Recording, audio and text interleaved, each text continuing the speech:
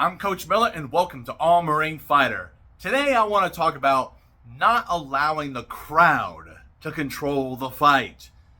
Now, in any type of sport, the crowd can be an overwhelming factor, especially in combat martial arts. More in context of this video, boxing itself. If you're not careful, the crowd and their cheering when something happens can get you in a lot of trouble. Let's take a look at some guidelines to help you when next time you're in the ring with somebody trading hands. I have fought in various different venues, from just the gym type setup of like a basketball gym or whatever. You got the ring set up and you got the standard bleachers. A lot of times there are shows that are like that.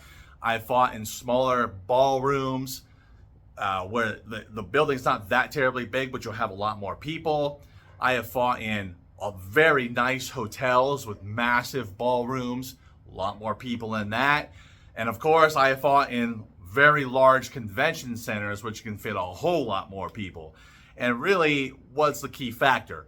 The amount of people that are in there. And when they start cheering for you or cheering for the other person, that can influence either your actions or the other fighter's actions. Now, the key part of this is not being able to let them, the crowd, control the tempo of the fight. But don't get me wrong, there's a time and place for everything. What do I mean? If you're in a fight and you catch somebody and they stumble backwards and the crowd just gets to their feet and starts cheering and you just go straight beeline towards them and just start laying on the punches, hoping the ref's going to step in and give an 8 count and or stop the fight, right? Sure. There's nothing wrong with that because the crowd is going to help invigorate you to start laying on the punches and put forth that energy to try to get the fighter out of there. Now, the only catch I would say is that be careful about burning yourself out, because it's like an all or nothing type of thing where if you don't knock them out, you may end up burning yourself out. So you're going to have to time that very carefully, and that's where the crowd can get you in a little bit of trouble, but that's not totally bad. I've been in quite a few fights where that's taken place, where I just nailed an opponent and they stumble or I see that they got hurt and I jump on them, and that causes the crowd to jump up and just build that energy inside you to just keep laying it on. But if you're not careful, there can be times where this can be kind of a detriment.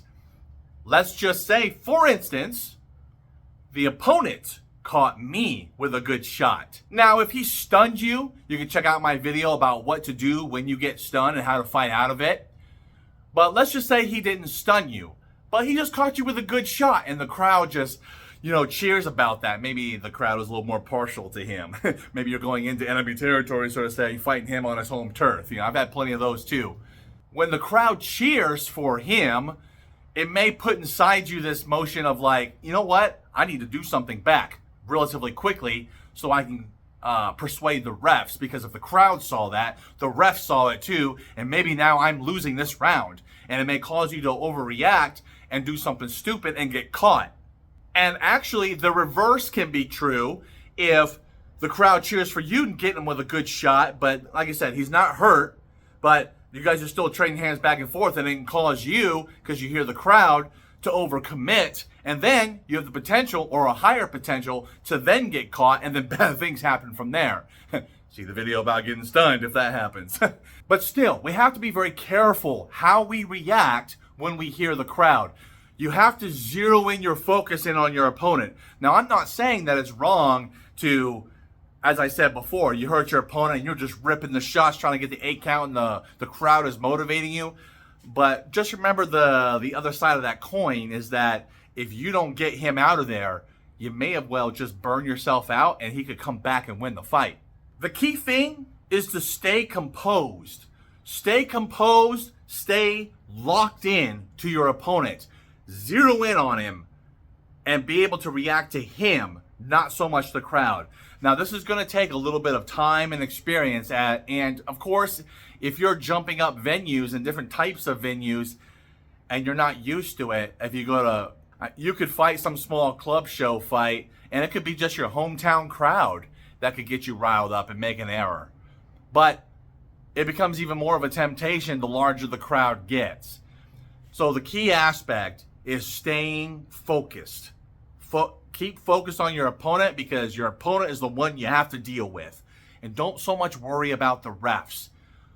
The decision of the fight will come soon enough. But if you stay composed in on your fighter himself, you can win the fight and persuade the judge. Don't let the crowd fool you into something to where you end up getting caught, and now you're going to lose the fight potentially because either you get knocked out or 2, you get an 8 count. I hope this boxing wisdom has helped you as you advance in your career.